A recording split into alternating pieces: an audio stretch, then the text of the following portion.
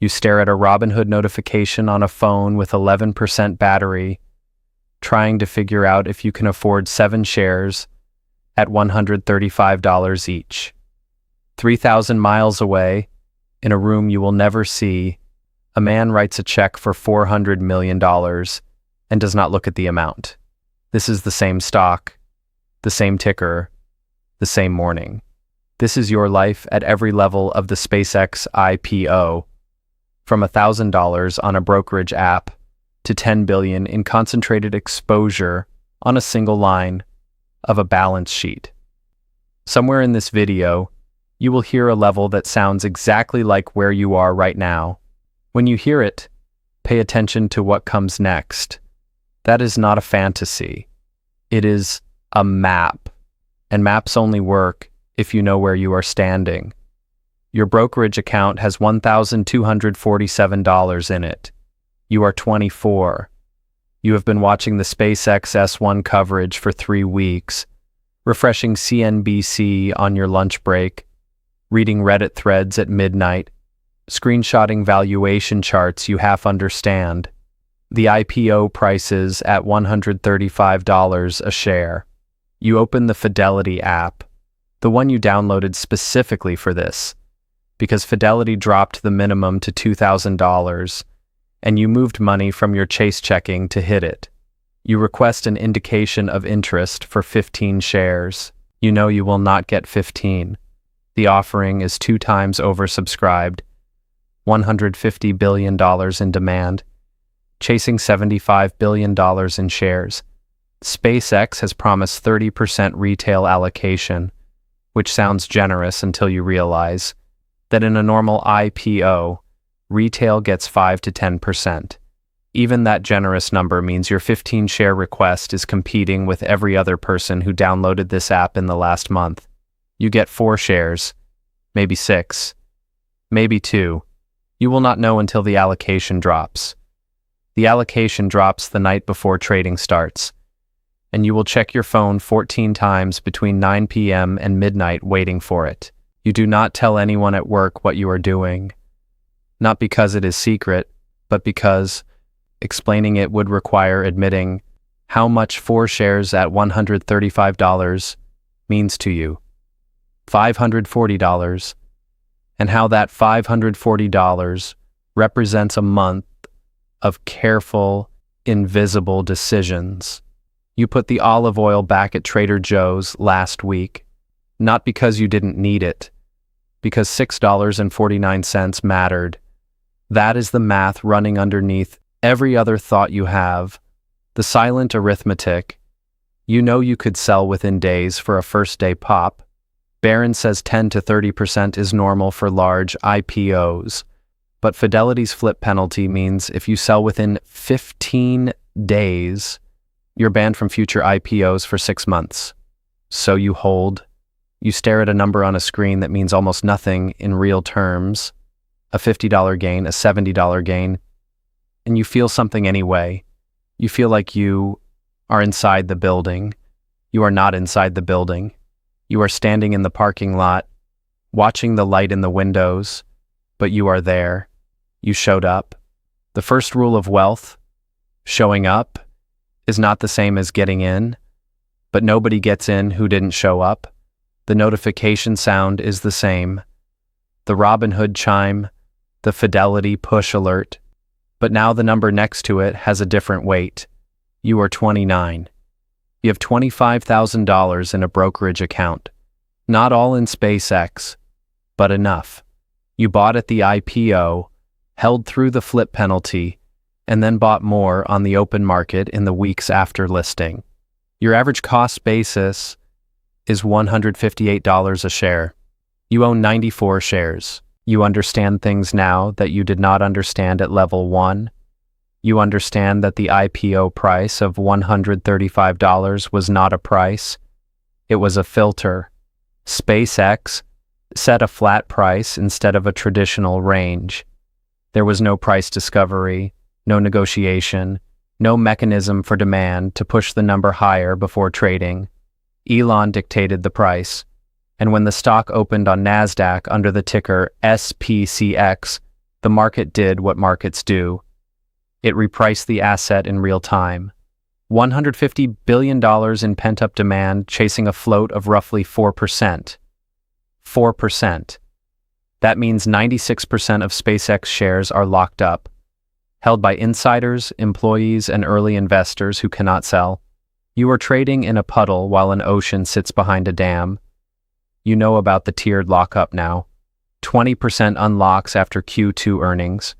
Another 10% if the stock trades 30% above IPO price for 5 of 10 days. Then 7% chunks at 70, 90, 105, 120, and 135 days. Then 28% after Q3 earnings. Then the rest at 180 days. Musk himself is locked for 366 days. Every one of these dates is a potential wave that could drown your position or lift it. You have them written on a sticky note next to your monitor. Your girlfriend sees the sticky note and asks, "So are we rich now?" The silence that follows is not dramatic. It is just honest. You do not know. Nobody knows. You are learning that the space between buying a stock and knowing what it means is measured in months, not minutes. Everything above this line is the part of the IPO that SpaceX wants you to see. Everything below it is the part that was never meant for you. You are 36. Your net worth is $250,000, and you did not build it by buying shares on Robinhood. You bought SpaceX on the secondary market 18 months before the IPO through Forge Global at $112 a share. You are an accredited investor, meaning you earn over $200,000 a year, or your net worth exceeds $1 million, excluding your home. That credential opened a door that most people do not know exists. The pre-IPO secondary market, Forge, Heave, NASDAQ private market. These platforms let accredited investors buy shares from employees and early stakeholders who want partial liquidity before a public listing. The price discovery is opaque. You are buying a private asset with limited information, no public financials, and a transfer process that takes weeks. But you bought at $112. The IPO priced at $135. The stock opened higher. You were already up before the bell rang on day one.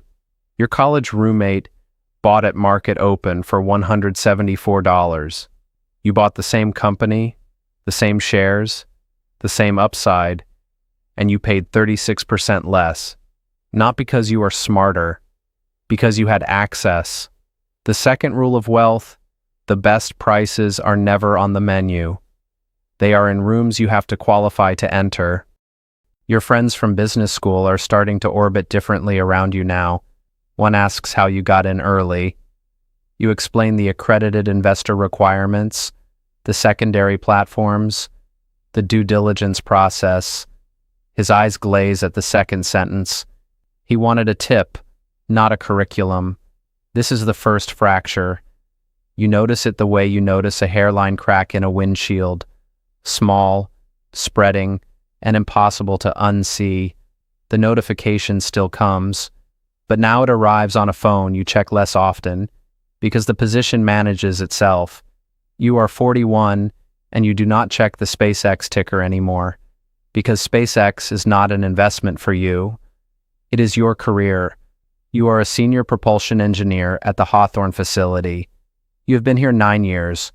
You hold 12,000 shares of restricted stock units that vest over 4 years with a 1-year cliff. At the IPO price of $135, your vested shares are worth $1.08 million on paper. Paper. That word does everything. Your dog sleeps on the couch in your Redondo Beach apartment and has no idea his owner is a paper millionaire. The restricted stock units are taxed as ordinary income at vesting. The fair market value hits your W-2 like a freight train, pushing you into a tax bracket you never planned for. You have heard colleagues whisper about the 83B election, the strategy of electing to pay tax on restricted stock at grant rather than at vesting, locking in a lower value. But 83B only works for restricted stock, not restricted stock units. By the time most people at SpaceX learn the difference, the window has closed.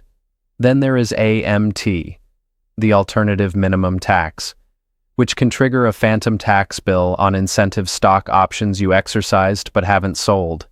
You owe taxes on gains you have not realized, in cash you do not have, on shares you cannot sell because of the lockup.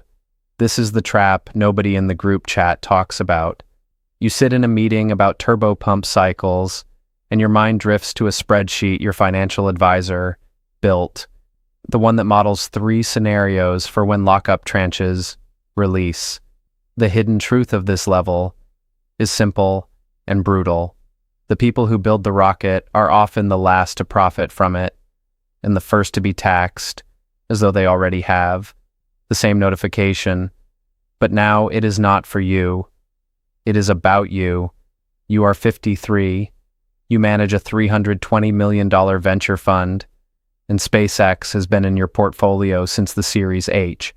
Your fund, a traditional LP/GP structure, raised capital from limited partners, pension funds, university endowments, family offices. You invested their money. They paid you a 2% annual management fee and agreed to give you 20% of the profits above a preferred return.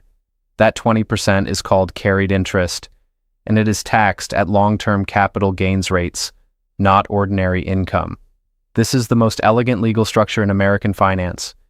Your SpaceX position has returned 41 times on original investment. On paper, your carry on SpaceX alone is worth $50 million. $50 million. But you cannot touch it. Distribution waterfalls dictate the order. LPs get their capital back first, then the preferred return, then catch-up provisions, and only then do you eat.